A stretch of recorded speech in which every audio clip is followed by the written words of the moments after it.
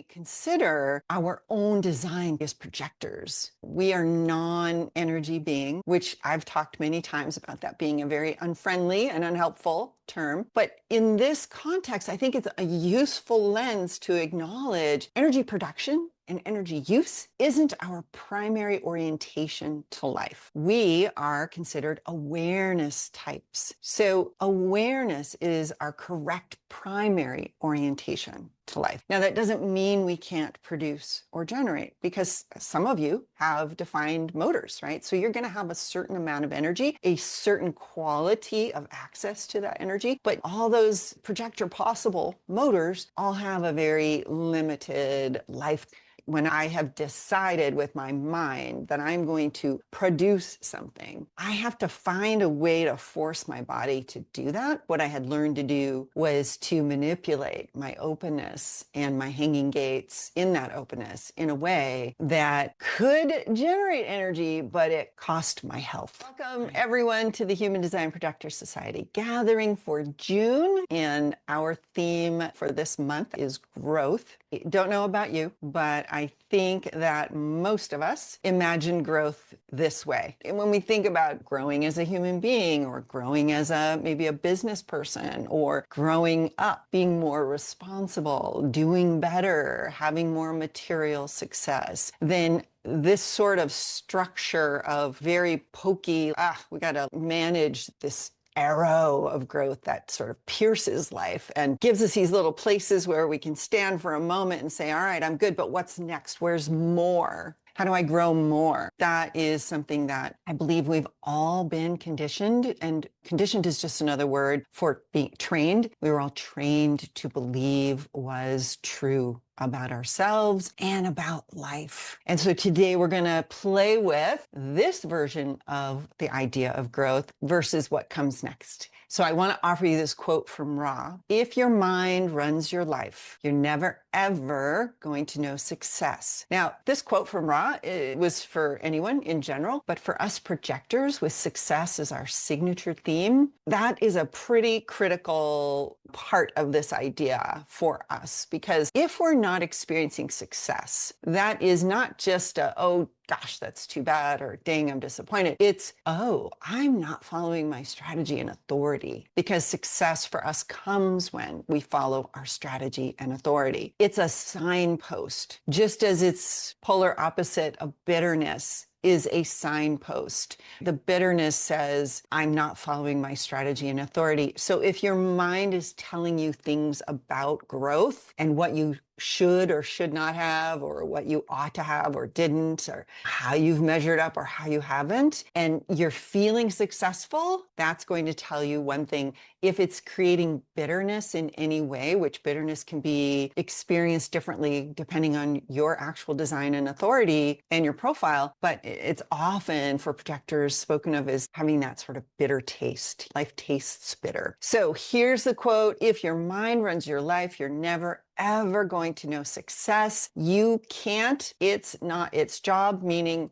your mind is not here to run your life. And of course, we live in a world that says the mind is supreme. The mind is all. If you haven't figured it out, if you haven't reasoned it through, if you haven't created a checklist, if you haven't weighed the pros and cons and come up with some sort of mental rationalized reason why this is a good idea, the world will tell you that you can't possibly be successful. Whereas in human design, what we learn is that our wisdom comes through our unique and specific design. Therefore, your mind isn't going to be able to run your life or tell you what your correct decisions are. It has to come through your definition, because all your mental stuff, all it does is set you up in situations where now you've got to find energy that you don't have in order to deal with problems you didn't want. You see here how this illustrates what the mind has done. It has created this very unstable, very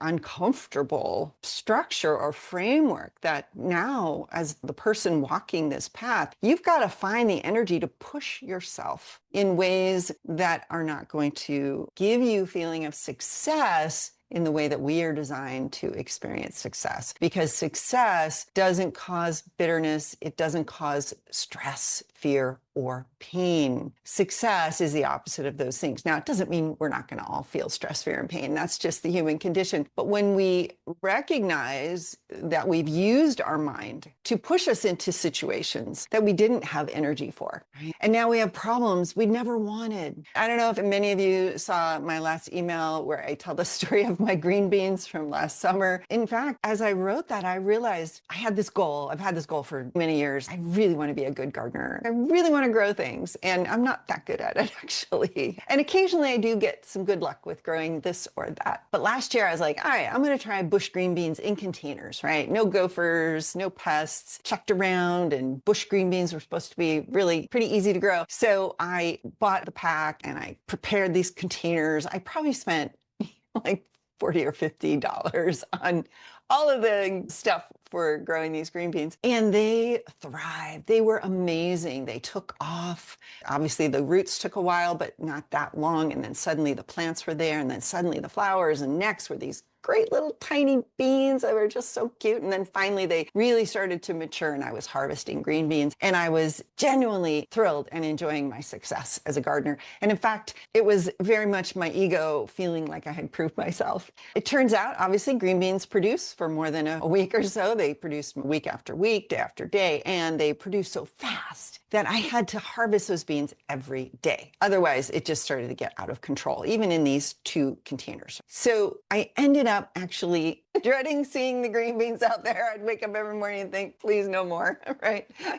Which is the opposite of what I started out. And then I would think, I have to eat these beans. I don't have the energy or the desire to eat these beans, but I didn't really have any place to give them or people to share them with. And I don't know how to can or preserve food like that. I did freeze some of them, but it was really now I had to find this energy that I just didn't have to deal with problems that I didn't want. So if I had not let my ego's need to prove myself, and I have a hanging gate 40, and an undefined ego is very much about proving myself through delivering. And if that had not really been a significant factor in my desire, see, my mind wanted to run my life, I probably would have planted 1 green bean plant just to test it out and see if I'd want to experience that. So that's a very simple and almost silly example of how the mind puts us in these situations where suddenly now we're like, how do I find this energy? Because I don't have it. My body doesn't have it, but I have to figure out how to gin it up. I have to produce it. I have to force it because now I have problems that I didn't want. On the other hand, growth can be what we observe out in the natural world. Again, these are plants just like the green beans. The green beans had all the energy they needed to sustain themselves through their full life cycle, which is like 2.5 months, and then they die. And so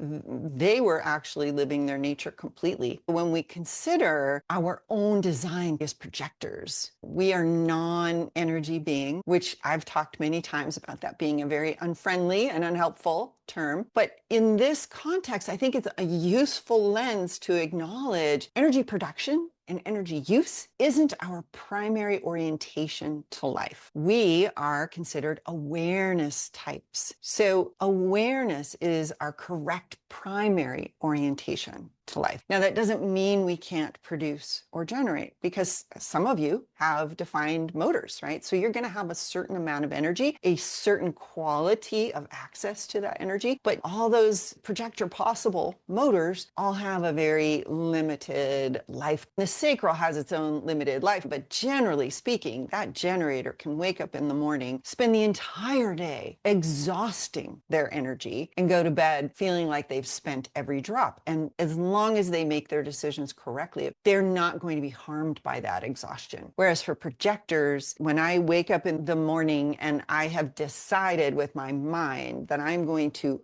grow something, I'm going to produce something, I have to find a way to force my body to do that. And that is not going to do well for my health and well-being. And in fact, I can tell you now at 63, I did that for so many decades. And I was one of the busiest, multitasking, organized, efficient, person that people looked around and said, wow, she's got it going on. When in fact, what I had learned to do was to manipulate my openness and my hanging gates in that openness in a way that could generate energy, but it cost my health. The role model that I would like to offer is, what do plants do when they grow? Even from the smallest plant to the giant redwoods, there is no forcing. There is no mental decision. The redwood tree doesn't say, one day I'm going to be the biggest tree on the continent, but it emerges through its own design, through its own correctness and relationship to life. And eventually, because of the conditions that it lives in, it does become the tallest tree on this continent.